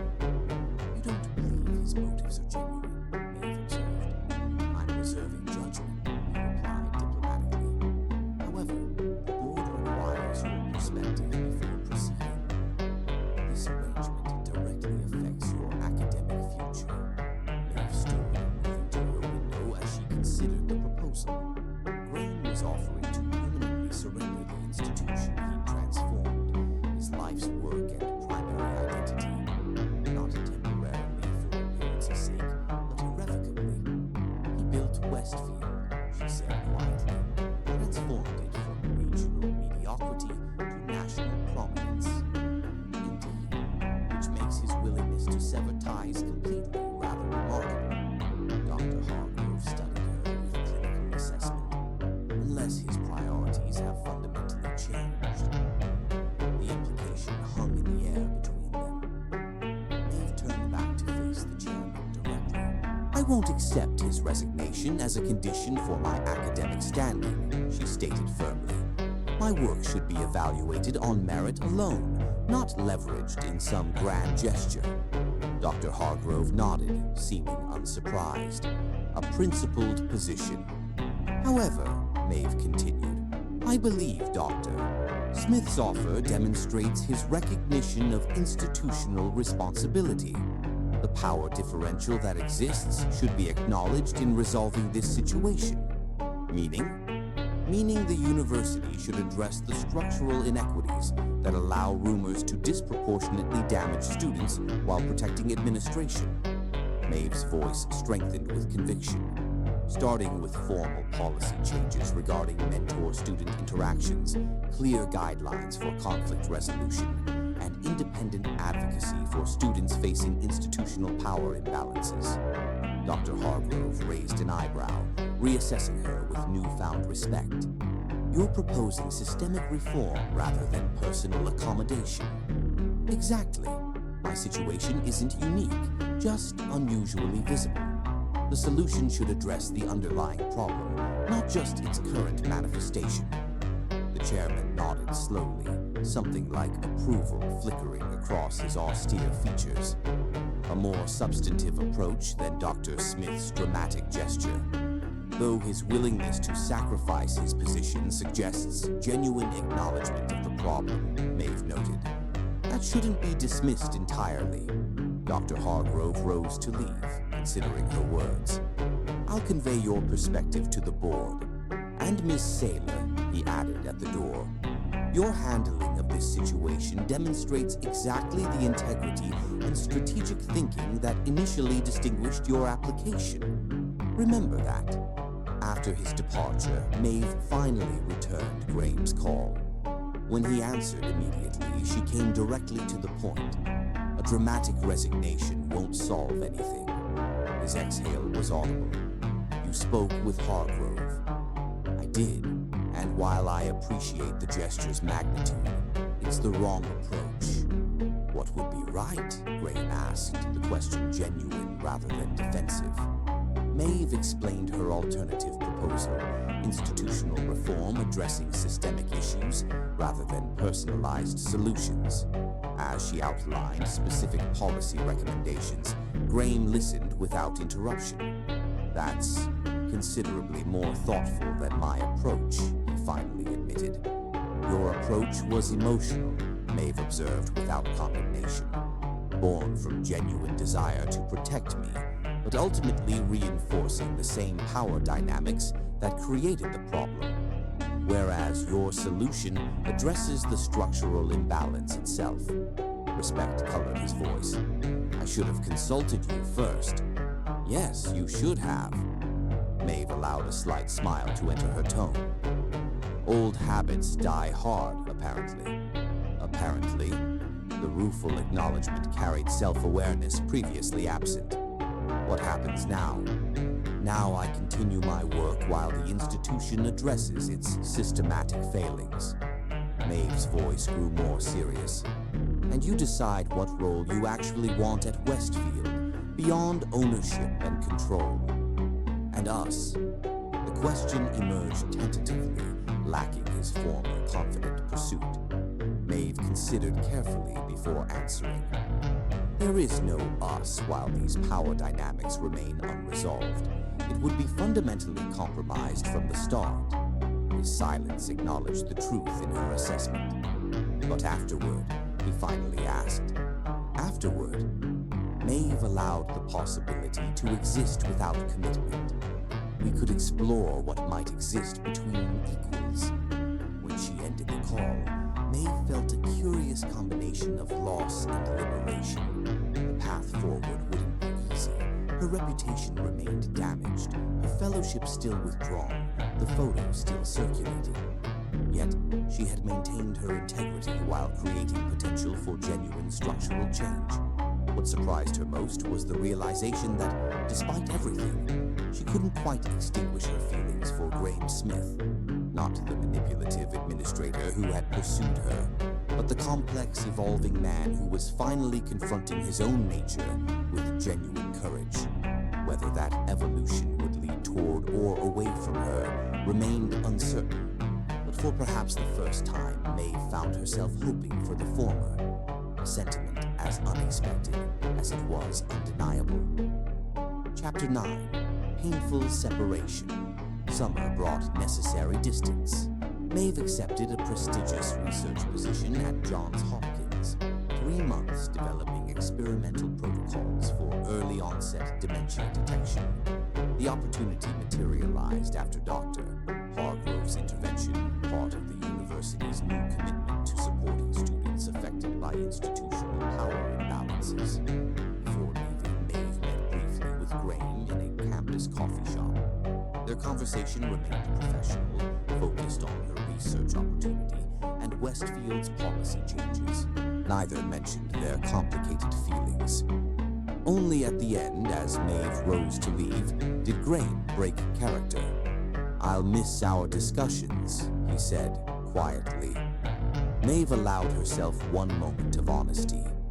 "As will I." 3 months stretched to 4 as her work yielded promising results. Meanwhile, Graham transformed Westfield's ownership, transferring controlling interest to a diverse board while maintaining minority stake.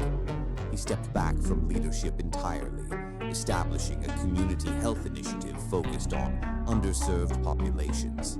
Their communication remained minimal, occasional text messages about professional developments, carefully devoid of personal content. Yet, each message maintained a connection neither was willing to sever completely. In late September, Maeve identified a neurological marker appearing years before dementia symptoms, potentially revolutionizing early intervention. Working late in the empty laboratory, her first instinct was to call Graham, the one person who would appreciate both its scientific significance and personal meaning given her grandmother's condition. Her finger hovered over his contact before she set the phone aside. The separation remained necessary, however painful. The next morning, she received a text from an unknown number. "Congratulations on the neurological marker identification. Remarkable achievement with profound implications." Startled, she replied, "How did you know?" "Dr. Kierstead from your team called Westfield's neurology department, excited to establish collaboration. Your name featured prominently." Gee, Maeve smiled at his tactful approach, acknowledging her achievement without claiming special connection. "Thank you. It's preliminary but promising." Like many significant things, came his response, the philosophical undertone unmistakable. Maeve didn't reply, unsure how to navigate the subtle shift toward personal territory. Returning to Westfield in October, she found the atmosphere changed. Promised policy reforms had materialized: new mentorship guidelines, transparent reporting mechanisms, and independent advocacy resources. More significantly, the student culture had evolved, evaluating academic contributions on merit rather than rumors. Graham had relocated his community initiative to a different part of the city, deliberately creating distance from the university, consideration that touched Maeve deeply. Their careful separation might have continued indefinitely, if not for the Medical Innovation Summit in November. As a key researcher in neurological markers, Maeve was invited to present. Unknown to her, Graham had been separately invited to discuss his community health initiative. The summit organizers, unaware of their history, scheduled their presentations consecutively. Maeve discovered this only upon receiving the final program 3 days before the event. She decided against requesting changes. Running away would only perpetuate the power dynamic they were trying to overcome. Perhaps a structured public setting offered the safest context for re-establishing equilibrium. The morning of the summit, Maeve arrived early, reviewing her presentation until a familiar voice interrupted. "Your research deserves this recognition." Graham stood nearby, respectful of her space while offering genuine praise. Seeing him affected Maeve more intensely than anticipated. He looked different, his tailored perfection replaced with more approachable attire, new silver at his temples. "Thank you," she responded, maintaining composure despite her quickened pulse. "Your community initiative is equally deserving." Different approaches to the same fundamental goal, he noted, drawing an unexpected parallel between their work and themselves. Maeve presented first, articulating her findings with confidence. Throughout, she felt Graham's attentive focus, not evaluation, but genuine intellectual engagement. When he took the podium afterward, his transformation was evident. Gone was the polished administrator projecting authority. In his place stood a physician speaking with authentic passion about community health. As he outlined screening protocols influenced by her research, their academic approaches intertwined organically. During the panel discussion, their intellectual synchronicity became apparent to everyone. They built upon each other's points naturally, creating a comprehensive vision, combining cutting-edge research with practical implementation. When questioned jointly, their seamless response demonstrated mutual understanding of both scientific and ethical considerations. At the reception, they found themselves briefly isolated in a quiet corner of the ballroom. "Our work complements each other's remarkably well," Graham observed. "Yes," Maeve agreed, meeting his gaze directly. "Perhaps more than either of us expected. Not unlike ourselves," he suggested carefully. Maeve considered her response, aware of its importance. The parallels are worth exploring, under appropriate circumstances. The measured optimism wasn't lost on Graham. The university's restructuring is complete. My role now is clinical and research-based, without administrative authority. Creating more balanced ground, Maeve acknowledged.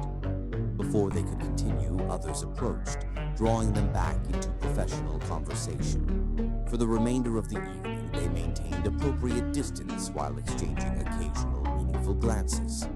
As the event concluded, they left simultaneously, waiting together for their transportation. "I've missed our conversations," Graham said quietly. This time, Maeve allowed greater honesty. "I've missed them too, more than I expected. Perhaps we could resume them, in some capacity. Perhaps." Maeve studied him thoughtfully, but differently than before. "Absolutely," Graham agreed immediately. "No midnight meetings in private offices, no power dynamics, no pursuit or pressure. Just two researchers with complementary interests," Maeve suggested, the double meaning intentional. "Exactly." Graham's smile carried hopeful restraint. "There's a new cafe near the research library, public, professional, neutral territory. Tuesday afternoon," Maeve offered, 3 o'clock. "I'll be there." As her car arrived first, she extended her hand formally. Graham accepted with equal formality, though the brief contact carried undeniable current. Driving home, Maeve reflected on their careful steps toward reconnection. The painful separation had created space for Graham's genuine transformation and her own professional establishment, independent of his influence. Whether those parallel evolutions might eventually converge remained uncertain. But for the first time, she allowed herself to genuinely hope they might. Chapter 10. Inevitable collision. Their Tuesday afternoon meeting established a new pattern. Weekly conversations in public spaces focused primarily on their complementary research. These professional discussions gradually expanded to include broader topics: healthcare ethics, literature, occasionally personal philosophical reflections. Always in daylight, always in public, always maintaining appropriate boundaries. For 6 weeks they navigated this careful middle ground, neither strangers nor intimates, suspended in a liminal space between professional colleagues and something deeper neither dared name directly. December brought a prestigious global medical conference in Chicago. Both were invited independently. Maeve for her breakthrough research, Graham for a panel on equitable healthcare innovation. They acknowledged the coincidence with professional courtesy, arranging to meet once during the conference to discuss potential research collaboration. Fate had other plans. A record-breaking blizzard descended on Chicago the conference's second day, stranding thousands of attendees in downtown hotels. Maeve watched from her 23rd floor window as the city disappeared beneath swirling white, flights canceled for at least 24 hours. Her phone chimed with the text from Graham. "Are you managing all right with the weather situation?" The simple concern touched her. "Yes, safely ensconced at the Palmer House. You?" "Same hotel, as it happens. The restaurant is maintaining limited service if you'd care for dinner. Purely as weather refugees with mutual research interests." A careful qualification made Maeve smile despite herself. "Dinner sounds reasonable. 7 p.m. When she arrived at the restaurant, Maeve found most tables occupied by stranded conference attendees. Graham had secured a small table near the window, where blizzard winds plastered snow against the glass, creating an otherworldly backdrop to their unexpected evening. "Quite different from our usual public cafe settings," Graham observed as she sat opposite him. "Yet still appropriately professional," Maeve noted, indicating the crowded restaurant around them. Their conversation began with conference observations, naturally evolving to their respective presentations. By the time their entrees arrived, they had moved beyond professional subjects to more personal territory, discussing books they'd recently read, childhood memories of winter storms, even tentative reflections on the past year's transformations. "You seem different," Maeve observed during dessert. "More present, somehow." Graham considered this assessment thoughtfully. I feel different, less concerned with control, more engaged with purpose. The community health initiative suits you. It reconnects me with why I became a physician originally, he agreed, before ambition and family expectations complicated everything. The candor between them felt both novel and familiar, echoing their earlier midnight conversations, but without the power differential that had tainted those exchanges. As they finished dinner, both realized the restaurant was emptying, the blizzard's intensity having driven most guests to their rooms. Outside, Chicago had disappeared completely behind a wall of swirling white. Would you consider continuing our conversation in the lobby? Graham asked, carefully presenting neutral territory rather than suggesting either of their rooms. The hotel lobby proved unexpectedly intimate. Emergency lighting creating amber pools of illumination, the usual bustle replaced by empty sofas near a crackling fireplace. They claimed opposite ends of one couch, maintaining appropriate distance while the blizzard raged beyond floor-to-ceiling windows. Their conversation deepened as midnight approached, external circumstances creating a strange bubble of suspended reality. Neither Westfield with its complicated history, nor their usual structured interactions, but something outside normal constraints. I've been meaning to ask, Maeve said during a natural pause, why you never contested the rumors. You could have denied everything, preserved your position. Graham watched firelight reflecting in her eyes before answering. Because denial would have shifted blame to you by implication, and because my feelings, if not my actions, weren't entirely innocent. The honesty hung between them, neither uncomfortable nor unwelcome. And now, Maeve asked, the question layered with meaning. Now I understand that genuine connection requires equality, Graham replied carefully. Not pursuit or acquisition, but mutual choice without pressure or advantage. Something shifted in Maeve's expression, appreciation for his evolution replacing her habitual guardedness. You've changed more than I expected possible. Perhaps I'm simply becoming who I always could have been, without my father's shadow. The personal disclosure reminded Maeve of their candlelit conversation months earlier, creating unexpected continuity between past and present. As snow continued accumulating against the windows, their conversation ventured gradually into more intimate territory. Hopes, fears, private dreams rarely shared with others. When the lobby clock chimed 2, both were surprised by time's passage. We should probably get some rest, Maeve said reluctantly. More conference sessions tomorrow, weather permitting. They walked together to the elevators, comfortable silence replacing conversation. When the doors opened on Maeve's floor, she hesitated briefly before stepping out. This evening was unexpected, she said, turning back to face him.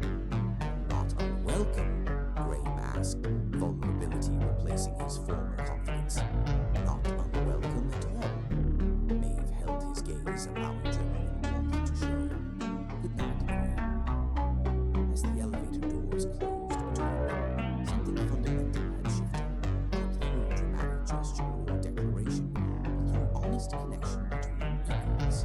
The blizzard had created circumstance, but their choices within that circumstance reflected genuine evolution on both sides. In her room, Maeve stood at the window watching snow transform Chicago into an unrecognizable landscape. The metaphor wasn't lost on her, how external forces could create conditions for profound change, revealing previously invisible possibilities.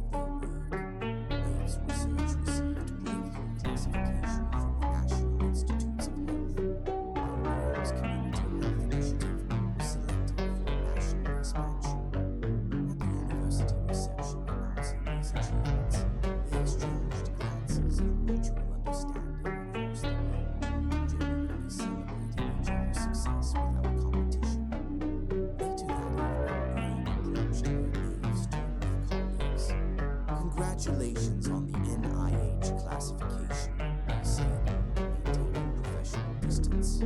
Remarkable achievement. Likewise on the expansion funding, Maeve replied formally, though her eyes conveyed deeper meaning. As their colleagues drifted away, Graham spoke. I'd like to discuss potential collaboration between our projects. When might you have availability? Maeve understood both levels of his request. I'm free tomorrow evening. Public or private setting? Graham asked directly. My grandmother is visiting her sister until Sunday. My apartment would offer uninterrupted discussion space. 7 o'clock. The deliberate invitation carried unmistakable meaning. Graham's expression revealed momentary surprise before careful neutrality returned. I'll bring relevant materials, he replied. The following evening, Maeve prepared her apartment thoughtfully. Professional documents on the dining table establishing legitimate purpose. Wine breathing nearby, acknowledging other possibilities without presumption. When Graham arrived, they began with genuine intellectual exchange. Research materials spread between them as they explored collaboration possibilities. As evening progressed, they migrated naturally to more comfortable seating, conversation expanding beyond professional boundaries. Your research approach has evolved, Graham observed. More emphasis on patient experience alongside clinical outcomes.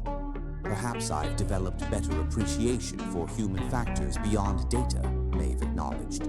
Your community program similarly emphasizes personal circumstances affecting treatment. We've both expanded our perspectives, Graham noted, the observation extending beyond professional development. A comfortable silence settled between them before Maeve spoke with characteristic directness. We've been careful for months, maintaining appropriate boundaries, creating necessary distance. With good reason, Graham acknowledged. The power differential required it. That differential has fundamentally changed, Maeve observed. Your administrative authority is gone. My academic standing is established independently. We're essentially colleagues with different specializations. Graham set his wine glass down carefully. Are you suggesting the boundaries are no longer necessary? I'm suggesting they've served their purpose, creating space for us to evolve separately before considering whether we might work together, professionally and perhaps otherwise. I've imagined this conversation 1,000 different ways, Graham admitted, unusual vulnerability in his voice. Always uncertain whether it would ever actually occur. What were you uncertain about? Graham asked. Whether your transformation was genuine or strategic, Maeve answered honestly. Whether my attraction to you was independent of the power dynamics, whether genuine connection between equals was possible given our history. And now I believe your evolution is authentic, reflected in actions taken without expectation of return. My perspective has similarly evolved, allowing me to separate reaction from genuine response. Leaving the third question, Graham noted. Whether connection between equals is possible, that remains to be discovered. When Graham moved closer, the gesture carried question rather than presumption. May I? At Maeve's nod, he reached for her hand, fingers interlacing with deliberate gentleness. This feels different, Maeve observed, studying their joined hands. Equal. It is different, because we're different. Both of us. When their eyes met again, the careful distance maintained for months dissolved through mutual choice. Maeve leaned forward slightly, initiated by her rather than him, until their lips met in a kiss carrying none of their previous encounters' desperation or forbidden quality. Instead, it reflected conscious choice between equals. We should proceed carefully, Graham suggested, his restraint contradicted by rapid breathing. We should, Maeve agreed, though perhaps we've been careful long enough. Their second kiss carried greater urgency without surrendering thoughtfulness. As it deepened, Maeve's hand moved to his chest, feeling his accelerated heartbeat matching her own. stay, she whispered, the invitation encompassing far more than the immediate moment. Graham studied her expression. Are you certain? There's no rush, no pressure. I'm certain. Not from impulse or external influence, but from considered choice. Her emphasis on choice, the element previously compromised in their interactions, registered deeply with Graham.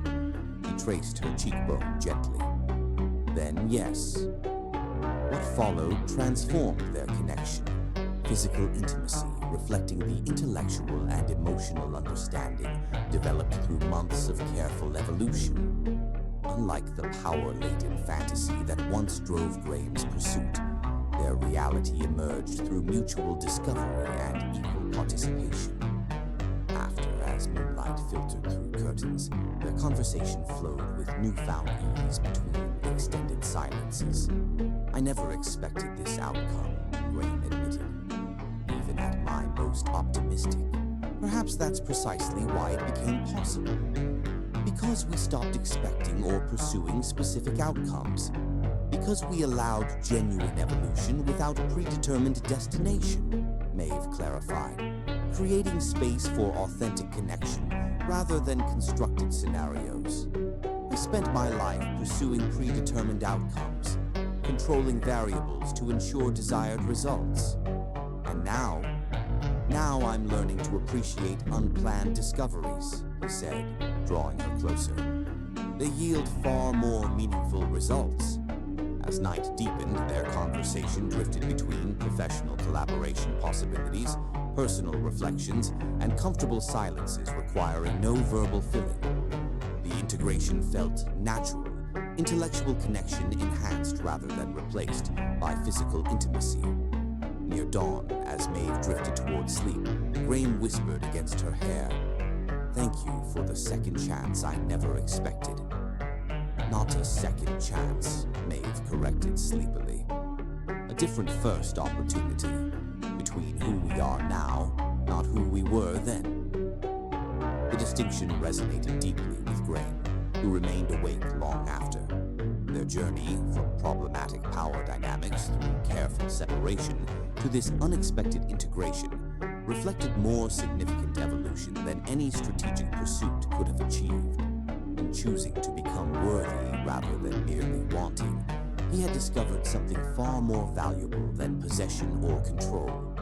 And in requiring genuine equity rather than accepting imbalanced pursuit, Maeve